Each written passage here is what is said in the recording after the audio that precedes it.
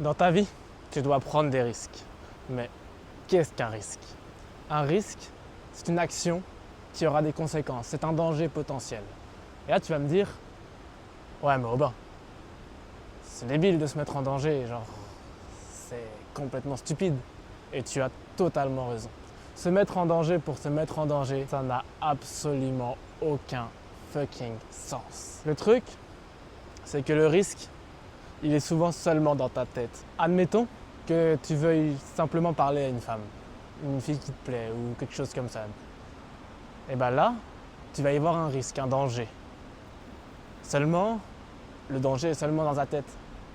Parce que c'est pas parce que quelqu'un va te trouver bizarre ou tu vas te faire recaler que tu vas mourir ou que ta vie va arrêter ou qu'il va se passer un drama. Ça, c'était un risque au temps des hommes de Cro-Magnon.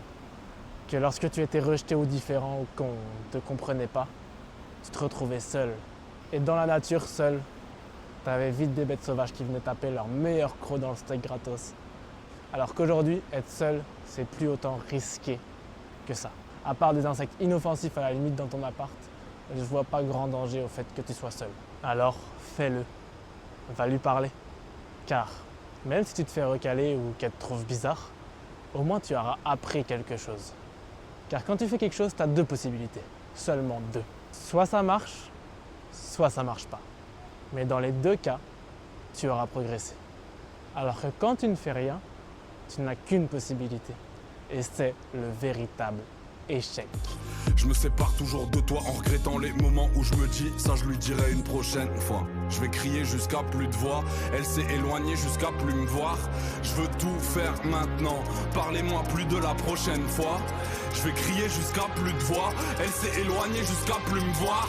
Je veux tout faire maintenant. Après ça, on a le risque concret.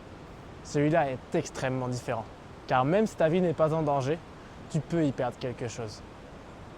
Et cela, il ne faut pas tout le temps les prendre. Car sinon, tu seras vite dans la merde. Mais comment savoir si on doit prendre un risque ou non? Tout simplement en le calculant. Il faut que tu réfléchisses au gain potentiel, aux conséquences qui pourraient arriver et au pourcentage de chances que ce gain arrive ou que ces conséquences arrivent en le faisant. Et grâce à ces données, tu pourras le calculer.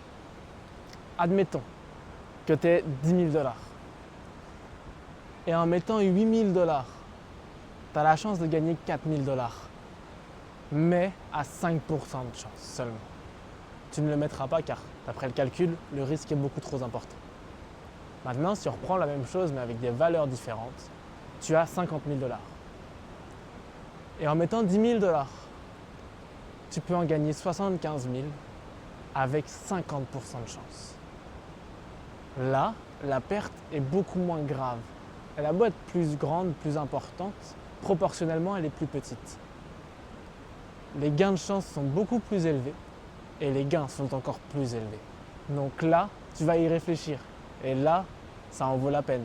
Tu peux faire ça totalement différemment, avec une grande somme comme 70 000 $ qui peut te rapporter seulement 20 000 $, mais où tu as 99% de chances de réussir.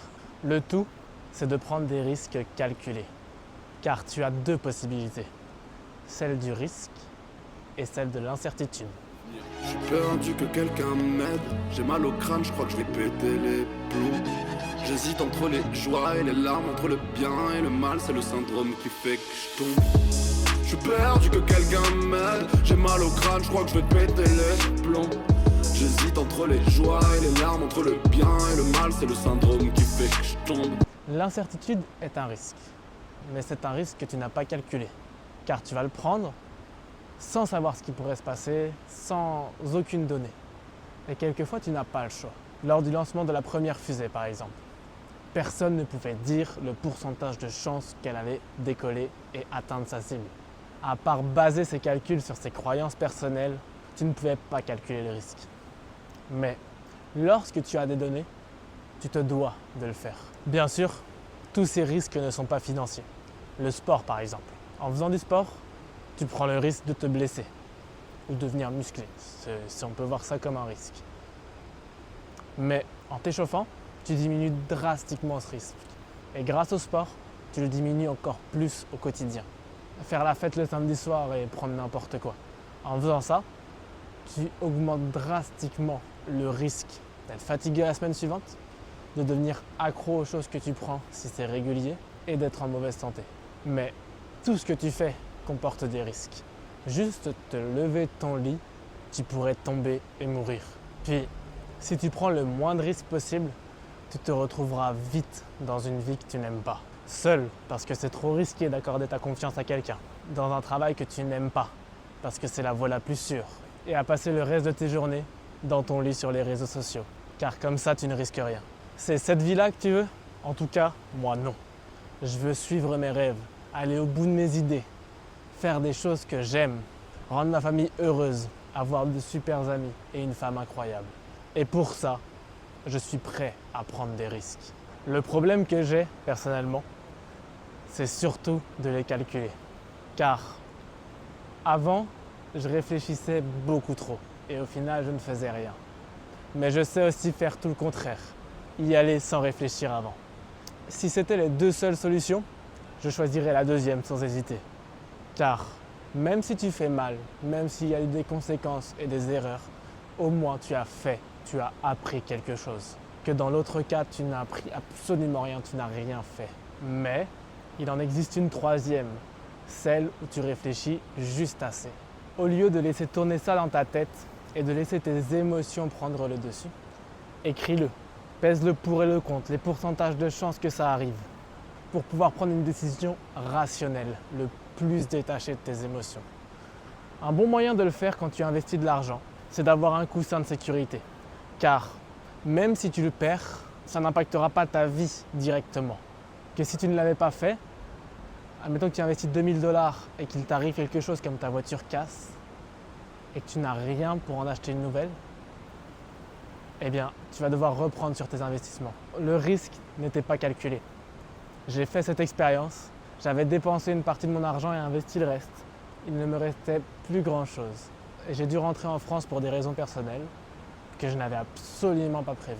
J'ai dû revendre du Bitcoin pour pouvoir acheter un billet d'avion. Et encore aujourd'hui, j'essaye de me recréer un coussin de sécurité car je ne l'ai plus. Certes, j'ai encore de l'argent investi, mais sans ce coussin de sécurité, je suis moins serein, je n'investis plus d'argent, je me focus sur ça pour pouvoir me remettre correctement dans l'investissement financier en laissant le plus possible mes émotions de côté.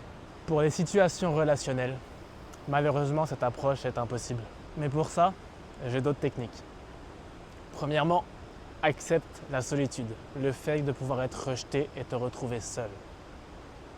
Ensuite, lorsque tu dois prendre de gros risques, imagine le pire scénario possible, le truc qui a 0,1% de chance d'arriver. Et accepte-le. En faisant ça, ça te permettra de mettre une image concrète sur la pire chose qui pourra arriver et fera diminuer ton stress d'un coup. Et honnêtement, ça n'arrivera jamais. Bon, je ne vais pas dire jamais parce qu'il y a quelqu'un qui me dira moi ça m'est déjà arrivé, mais le pourcentage de chances que cela arrive est très faible et très minime. Mais en l'ayant accepté, tu gagnes la sérénité. Ça s'appelle la visualisation négative et c'est très puissant. Ne le fais pas à longueur de journée car sinon tu te déprimeras vite. Mais lorsque quelque chose te stresse, fais-le. Si tu n'arrives vraiment pas à avoir les idées claires, inspire profondément par le nez en gonflant ton ventre au maximum. Retiens ta respiration une dizaine de secondes, puis expire tout ton air en rentrant le maximum ton ventre. Tu expires tout. En faisant ça, ça te permettra de te ramener dans l'instant présent, dans le maintenant. Plus aucune pensée ne sera là. C'est quelque chose que tu peux faire tout au long de ta journée et je te conseille de le faire régulièrement car plus tu le fais, plus tu seras calme, plus tu diminueras ton stress. Prendre des risques, c'est la chose qui améliorera le plus ta confiance en toi. Peu importe le vent, le froid, la tornade, les averses, c'est en poirier que je marche au bord de la falaise. Mais j'ai compris que vivre c'est comme savoir voler. Suffit d'oser, fermer les yeux et puis sauter. Car tu apprendras à gérer des situations délicates en restant stoïque. Tu sortiras de ta zone de confort et tu prouveras à ton ego que tu en es capable. Et lorsque tu lui auras montré ça, ton ego se mettra à jour et prendre des risques ne te terrifiera même plus. Et ça marche absolument pour tout, car tout est difficile avant de devenir facile. Si tu veux de l'aide ou du soutien, tu peux rejoindre mon serveur Discord. Et sache que tous ceux qui ont réussi ont connu de nombreux échecs. Alors, n'oublie jamais qu'il vaut mieux essayer et se tromper que de ne jamais progresser.